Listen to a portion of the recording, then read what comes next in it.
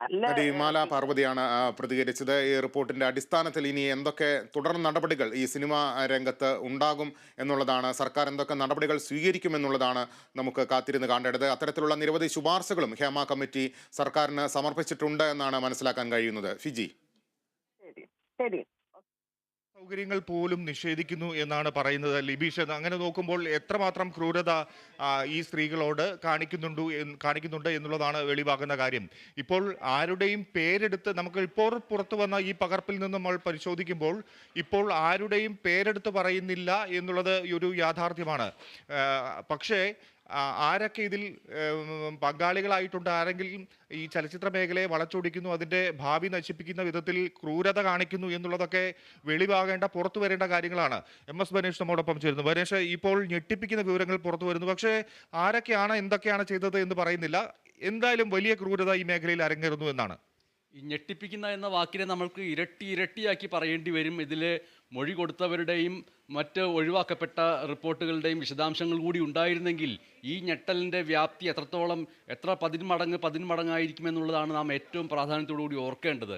അപ്പോൾ ഒഴിവാക്കപ്പെട്ടത്, മൊഴികൾ മാറ്റി നിർത്തപ്പെട്ടത് എന്നത് മാറ്റി നിർത്തിക്കഴിഞ്ഞിട്ട് വരുന്ന ഈ റിപ്പോർട്ടിൽ പോലും അതിൻ്റെ സൂചനകൾ തന്നെ വ്യക്തമാക്കുന്നത് എത്രത്തോളം ഭീകരമായ ഒരു മാഫിയ സംഘത്തിൻ്റെ, അത് പുരുഷാധിപത്യത്തിൻ്റെ മാഫിയ സംഘം, മാനഭംഗം എന്ന വാക്ക് രാഷ്ട്രീയമായി ശരിയല്ലെങ്കിലും ബലാത്സംഗത്തിലേക്ക് നയിക്കുന്ന രീതിയിലുള്ള പ്രേരണകൾ, അതടക്കമുള്ള കാര്യങ്ങളുടെ വലിയ നിരകളാണ് ഇതിൽ മുന്നിലേക്ക് വരുന്നത്. ഏറ്റവും പ്രധാനപ്പെട്ട പ്രശ്നമെന്ന് പറയുന്നത് ഈ ഒഴിവാക്കപ്പെട്ട കാര്യങ്ങൾ കൂടി ചേരുമ്പോൾ ഉണ്ടാവുന്ന കാര്യങ്ങളെയും ഒപ്പം ഇതിലേക്ക് പ്രേരകമായ നടി ആക്രമിക്കപ്പെട്ട കേസ് അത് ഉത്ഭവിച്ച സമയത്ത് മലയാള സിനിമയിൽ ഉണ്ടായിരുന്ന അവസ്ഥ അത് എത്രത്തോളം ഭീകരമായിരുന്നു. ഒരു പക്ഷേ ആ കേസ് രജിസ്റ്റർ ചെയ്യപ്പെടുകയും രാഷ്ട്രീയ ശരിയെക്കുറിച്ച് കേരളം ആലോചിക്കുകയും ചെയ്തതിന് ശേഷം അതിൻ്റെ അളവിൽ കുറവുണ്ടായിട്ടുണ്ടാകാമെന്നല്ലാതെ അതിൻ്റെ വ്യാപ്തിക്കൊന്നും കുറവ് സംഭവിച്ചിട്ടില്ല. ഇപ്പോഴും അത് തുടർന്നുകൊണ്ടേയിരിക്കുന്നു എന്ന് വേണം കരുതാൻ. അപ്പോൾ ഈ റിപ്പോർട്ടിനെ നാം പ്രാഥമികമായും എടുത്തു കാണിക്കേണ്ടത് നടി ആക്രമിക്കപ്പെട്ട ആ കേസ് രജിസ്റ്റർ ചെയ്യപ്പെടുന്ന നിമിഷത്തിലുള്ള മലയാള സിനിമയിൽ നിന്നും ഇപ്പോഴത്തെ അവസ്ഥയ്ക്ക് എന്തെങ്കിലും മാറ്റം ഉണ്ടായിട്ടുണ്ടോ, അന്ന് എത്രത്തോളം ഭീകരമായിരുന്നു എന്നുള്ളതിലേക്ക് ആയിരിക്കണം ഫിജി.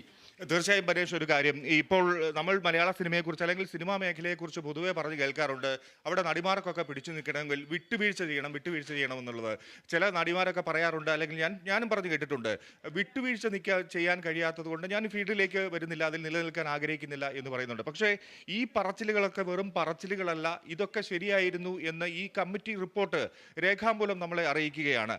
അങ്ങനെ നോക്കുമ്പോൾ ഇതൊരു പ്രഹസനമായി റിപ്പോർട്ട് മാറാനുള്ള സാധ്യതയുണ്ടോ? ആരുടെയും പേര് പരാമർശിക്കുന്നില്ല, അവർ എന്ത് ചെയ്യാൻ നിർബന്ധിച്ചു എന്ന് പരാമർശിക്കുന്നില്ല. ഇങ്ങനെ ചില ഊഹാപോഹങ്ങൾ എന്ന നിലയിൽ ഒന്ന് കാട് കയറ്റുന്നു എന്നല്ലാതെ ഈ റിപ്പോർട്ടിന് മറ്റെന്തെങ്കിലും സ്വഭാവം കാണാൻ കഴിയുമോ?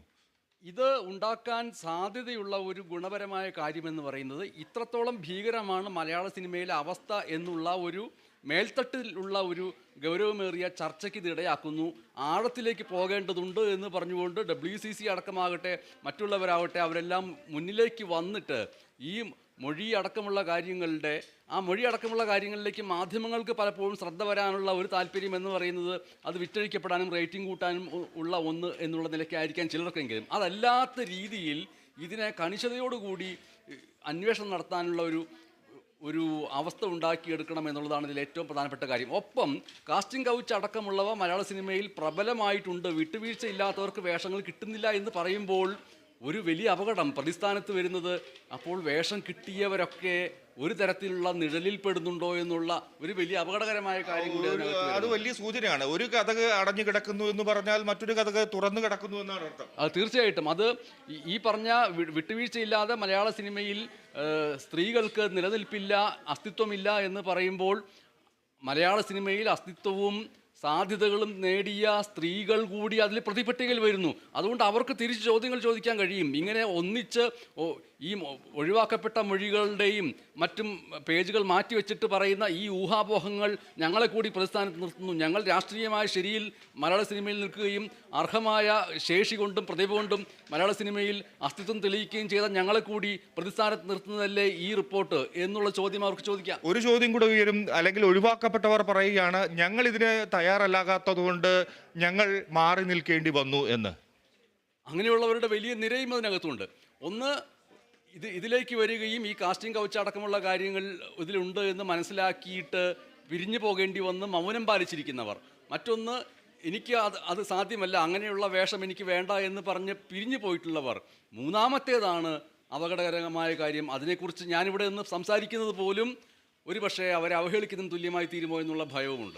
തീർച്ചയായും ഈ ഒരു ഭയം ആകെ മുടിയുണ്ട്, അടിമുടിയുണ്ട് എന്ന് പറയേണ്ടിയിരിക്കുന്നു. കാരണം ഈ മൊഴി നൽകിയവർ എന്താണ് ഇത് കോടതിയിൽ നിന്ന് ഇത്രയും നാൾ അല്ലെങ്കിൽ കോടതി ഒരു നിർദ്ദേശം നൽകിയിട്ടും അക്കാര്യത്തിൽ വിവരാവകാശ കമ്മീഷൻ ഒരു തീരുമാനമെടുത്തിട്ടും അത് വൈകാനുള്ള കാരണം നടി രഞ്ജിനി പോലും ഭയപ്പെട്ടു എന്നുള്ളതാണ്. ഈ ഒരു റിപ്പോർട്ട് പുറത്തു വന്നാൽ രഞ്ജിനി അടക്കം മൊഴി നൽകിയവരാണ്. നേരത്തെ അല്പം മുമ്പ് സംസാരിച്ച മാല പാർവതി ഉൾപ്പെടെയുള്ള മൊഴി നൽകിയവരാണ്.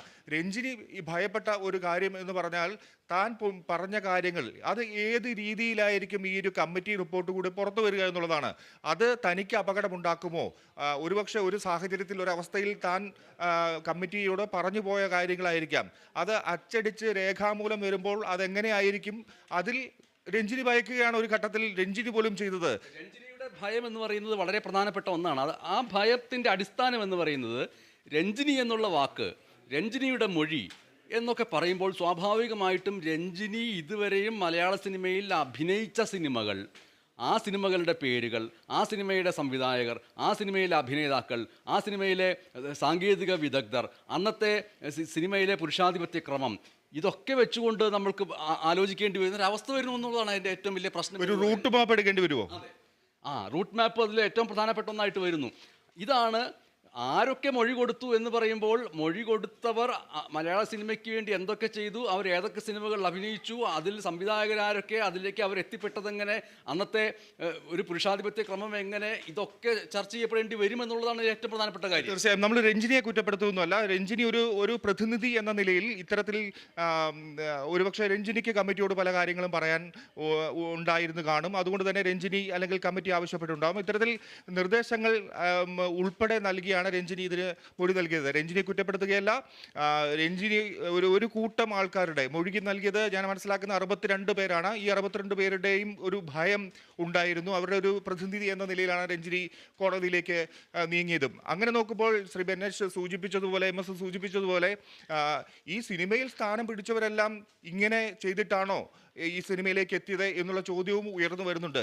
അതിനൊന്നും യാതൊരു തരത്തിലുള്ള ഉറപ്പ് യാഥാർത്ഥ്യങ്ങളും ഇല്ല എന്ന് ഒരു തരത്തിൽ പറയേണ്ടി വരും. അല്ലെങ്കിൽ സാധ്യതകളില്ല, സത്യങ്ങളില്ല എന്ന് നമുക്ക് പറയേണ്ടി വരും. കാരണം കഴിവും അഭിനയശേഷിയും സാങ്കേതിക പ്രാഗൽഭ്യവും ഒക്കെ അടങ്ങിയവരാണ്. കലാമേഖലയിൽ മികവ് തെളിയിച്ചവർ തന്നെയാണ് സിനിമയിൽ നിൽക്കുന്നത്. അതിൽ യാതൊരു താല്പര്യവുമില്ല. പക്ഷേ ഒരു കൂട്ടർ പിന്തള്ളിപ്പോയത് എന്തുകൊണ്ടാണ് എന്നുള്ള ചോദ്യമാണ് പ്രസക്തമാകുന്നത്.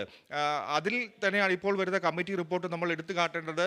അടിസ്ഥാന മനുഷ്യാവകാശങ്ങൾ പോലും സിനിമാ മേഖലയിൽ ഉണ്ടാകുന്നില്ല എന്നുള്ളതാണ്. മറ്റൊന്ന്, നടുക്കുന്ന വെളിപ്പെടുത്തലുകൾ പുറത്തു വരുമ്പോൾ ഈ കാസ്റ്റിങ്ങിന് വഴങ്ങിയില്ലെങ്കിൽ അവരെ പുറത്താക്കുക. 17 തവണ തുടരെ ഷോട്ടുകൾ എടുത്തു എന്നാണ് പറയുന്നത്. അതായത് സിനിമയിലെത്തി ക്യാമറയ്ക്ക് മുന്നിൽ എത്തിക്കഴിഞ്ഞാൽ ഒരുപക്ഷെ ഇങ്ങനെ വഴങ്ങാത്ത നടിയാണെങ്കിൽ അല്ലെങ്കിൽ കോഓപ്പറേറ്റീവ് അല്ല അവർ എങ്കിൽ ഷോട്ടുകൾ എടുത്ത് വീണ്ടും അത്തരത്തിൽ 17 ഷോട്ടുകൾ വരെ എടുത്തിട്ട് അവരെ ഒഴിവാക്കപ്പെടുക, നിരാശരാക്കി വരിക, അവർക്ക് കഴിവില്ല എന്ന് തെളിയിക്കുക. ഇതൊക്കെയാണ് സിനിമാ മേഖലയിൽ നടക്കുന്നത് എന്നാണ്. നടികളുടെ മുറികളുടെ വാതിലിൽ മുട്ടുന്നത് പതിവാണ്. മ്ലേച്ഛമരാണ്. കേൾക്കാൻ പോലും നമുക്ക് ഓർക്കാൻ പോലും അല്ലെങ്കിൽ പറയാൻ പോലും നാണക്കേട് തോന്നുന്നു. നടികളുടെ റൂമുകളിൽ ചെന്ന് മുട്ടുകയാണ് ചെയ്യുന്നത് എന്നാണ് പറയുന്നത്. കുടുംബത്തിലുള്ളവരെ ഒപ്പം കൊണ്ടുപോകേണ്ട അവസ്ഥയാണ് ഉള്ളതെന്ന് അവർ പറയുന്നു. നമ്മളോർക്കും സിനിമാ മേഖല വളരെ സ്വതന്ത്രമാണ് അല്ലെങ്കിൽ സുരക്ഷിതത്വമുണ്ട് അവിടെയെന്ന്. കുടുംബത്തിലുള്ളവരെ ഒപ്പം കൂട്ടിക്കൊണ്ടുപോകേണ്ട അവസ്ഥ എന്ന് പറയുന്നു. മൂത്രമൊഴിക്കാൻ സൗകര്യം നൽകുന്നില്ല. ഇതൊക്കെയാണ് നമ്മൾ പറഞ്ഞു വെക്കുന്നത്. ഞാൻ പറയുന്നത് ഈ കമ്മിറ്റി റിപ്പോർട്ടിൽ ഉള്ള കാര്യങ്ങളാണ്. അല്ലെങ്കിൽ വായിൽ തോന്നുന്നത് വിളിച്ചു പറയുന്ന ഒരു നിലപാടല്ല സ്വീകരിക്കുന്നത്. എന്തായാലും ഈ അതിക്രമം കാട്ടൽ, സിനിമാ മേഖലയിൽ അതിക്രമം കാട്ടുന്ന ഒരു ഉന്നതരാണ് എന്ന് പറയുന്നു. ഈ വെളിപ്പെടുത്തലൊക്കെ കേട്ട് ഹേമ കമ്മിറ്റി റിപ്പോർട്ട് തയ്യാറാക്കുമ്പോൾ അവർ ഞെട്ടി എന്നാണ് പറയുന്നത്. ഈ മൊഴിയെടുക്കുമ്പോൾ ഇതിൽ പരാതിപ്പെട്ടാൽ വലിയ പ്രത്യാഘാതങ്ങൾ ഉണ്ടാകും എന്ന് പറയുന്നു. നമുക്കറിയാം, ഈ റിപ്പോർട്ട് ഇപ്പോൾ പുറത്തു വന്നത് ആരെയും വ്യക്തിപരമായി ആക്രമിക്കുന്ന ഭാഗങ്ങൾ ഉണ്ടാകില്ല, അതിൽ ഒഴിവാക്കിയാണ് ഈ റിപ്പോർട്ട് പുറത്തിറക്കിയത്. അതിൽ തന്നെയാണ് വീണ്ടും ഒരു ഭയം ജനിച്ചത് ഈ റിപ്പോർട്ടിൽ മൊഴി നൽകിയ തങ്ങൾക്കെതിരെ എന്തെങ്കിലും പരാമർശമുണ്ടാവുമോ, അല്ലെങ്കിൽ അവരുടെ പേരുകൾ പറയുമോ? ഇതൊക്കെ പറഞ്ഞാൽ അവർ വരുന്ന ദിവസങ്ങളിൽ ആക്രമിക്കപ്പെടുമോ എന്നുള്ള പേടി ഉത്ഭവിക്കുന്നതും ആ ഒരു കാര്യം കൊണ്ട് തന്നെയാണ്. പോലീസിനെ കണ്ട് സമീപിക്കാത്തത് ജീവഭയം കൊണ്ടാണ് എന്ന് പറയുന്നു. നമ്മൾ നീതിക്കും ന്യായത്തിനും വേണ്ടിയൊക്കെയാണ് ജീവനും സ്വത്തിനുമൊക്കെ സംരക്ഷണം നൽകാനാണ് പോലീസിനെ സമീപിക്കുക എന്ന് പറയുക. പക്ഷേ പോലീസിനെ സമീപിക്കാൻ പോലും ഇവർക്ക് പേടി. എന്തുകൊണ്ട് ജീവഭയം കൊണ്ട് പേടി എന്ന് പറയുന്നു? ലിബീഷ്. ബിനോയ് തുടരുന്നുണ്ടെന്ന് കരുതുന്നു. ബിനോയ്, അടിമുടി പുരുഷാധിപത്യം നിലനിൽക്കുന്ന ഒരു മേഖലയുടെ നേർചിത്രമാണ് ഇപ്പോൾ ഹേമ കമ്മിറ്റി റിപ്പോർട്ടിലെ വിവരങ്ങൾ ഓരോന്നായി പുറത്തു വരുമ്പോൾ നമുക്ക് മനസ്സിലാക്കുന്നത്. ഏറ്റവും പുതിയ വിവരങ്ങൾ ഇതിനകത്ത് റിപ്പോർട്ടിന്റെ 55, 56 പേജുകളിൽ സൂചിപ്പിക്കുന്നത് ലൈംഗിക ചൂഷണവുമായി ബന്ധപ്പെട്ട വിവരങ്ങളും അതിൽ ഉൾപ്പെട്ട സംഭവങ്ങളുമാണ് എന്നുള്ളൊരു വിവരം പുറത്തുവരുന്നു. ഇതുകൂടാതെ മറ്റൊരു കാര്യം ഇപ്പോൾ പുറത്തേക്ക് വരുന്നത്, ഏറ്റവും കൂടുതൽ ചൂഷണത്തിന് വിധേയരാകുന്നത് ജൂനിയർ ആർട്ടിസ്റ്റുകളാണ്. ഇവരെ രാവിലെ മുതൽ രാത്രി 12 മണി വരെ അഭിനയിപ്പിക്കുവാൻ പ്രേരിപ്പിക്കുന്നു. അതിനുശേഷം ചൂഷണത്തിന് വിധേയരാകുന്നു. ഒപ്പം ഇവരെ തൊഴിലിടത്തുനിന്നും വീടുകളിൽ അല്ലെങ്കിൽ അവർക്ക് തയ്യാറാക്കിയിരിക്കുന്ന മുറികളിലേക്കോ കൊണ്ടാക്കുവാൻ അവിടുത്തെ ആളുകൾ തയ്യാറാകുന്നില്ല. ഒപ്പം ഇവർക്ക് കൃത്യസമയത്ത് ഇപ്പോൾ റിപ്പോർട്ട് രണ്ടാം ഭാഗത്തേക്ക് വരുമ്പോൾ ഇങ്ങനെയാണ് പറഞ്ഞത്, തൊഴിലിടത്തെ മറ്റു തരത്തിലുള്ള തൊഴിലിലുള്ള ചൂഷണങ്ങളെ കുറിച്ചാണ്. ഒപ്പം തന്നെ മറ്റൊരു കാര്യം, പ്രതികരിക്കുന്നവരെ നിശബ്ദമാക്കുന്നു. ഒപ്പം മേഖല നിയന്ത്രിക്കുന്നത് പവർ ഗ്രൂപ്പുകളാണ്. അതാണ് ഇതിന്റെ ശ്രദ്ധേയമായ കാര്യം.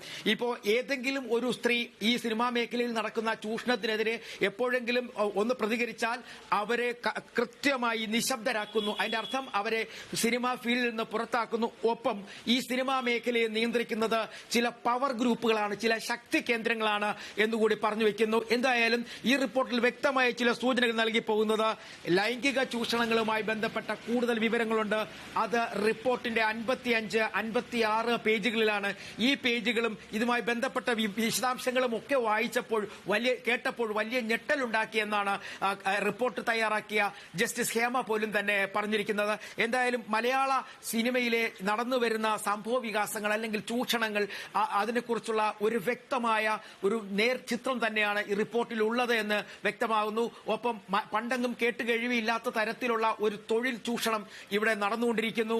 അത് പ്രതിഫലത്തിന്റെ കാര്യത്തിലായാലും പ്രാഥമിക ആവശ്യങ്ങൾ നിറവേറ്റുന്ന കാര്യത്തിലായാലും ഒപ്പം ഇവരുടെ യാത്രാ കാര്യങ്ങളിലായാലും ഭക്ഷണത്തിന്റെ കാര്യത്തിലുമായാലും തന്നെ ഈ ജൂനിയർ ആർട്ടിസ്റ്റുകൾ എന്ന് പറയുന്ന വിഭാഗം വലിയ തരത്തിലുള്ള ചൂഷണത്തിന് വിധേയരായിരിക്കുന്നു. ഒപ്പം നമ്മൾ പണ്ടൊക്കെ ഭംഗിവാക്കായി ഉപയോഗിക്കുന്ന കാസ്റ്റിംഗ് കൗച്ച് എന്ന് പറയുന്ന വാക്ക് സത്യത്തിൽ അത് യാഥാർത്ഥ്യത്തിലേക്ക് എത്തിച്ചേരുന്നു. അത്തരത്തിൽ കാസ്റ്റ് കൗച്ച് എന്ന് പറയുന്ന കാസ്റ്റിംഗ് കൗച്ച് എന്ന് പറയുന്ന ടേം അത് അല്ലെങ്കിൽ വഴങ്ങുന്നവർക്ക് അവസരം എന്ന തരത്തിലേക്ക് കാര്യങ്ങൾ എത്തുന്നു. ഇത്തരം കാര്യങ്ങളൊക്കെ തന്നെ റിപ്പോർട്ടിൽ വളരെ വിശദമായി രേഖപ്പെടുത്തിയിരിക്കും. ഇതിലൊരു കാര്യം, ആരൊക്കെയാണ് ചൂഷണത്തിന് വിധേയരായെന്ന് പറയുന്നില്ല, പക്ഷേ ചൂഷണം ചെയ്തവരിൽ ഉന്നതന്മാരുണ്ട് എന്ന കാര്യം വളരെ ഭംഗിയായി പറഞ്ഞു വെക്കുന്നു. അത് ആ പേരുകൾ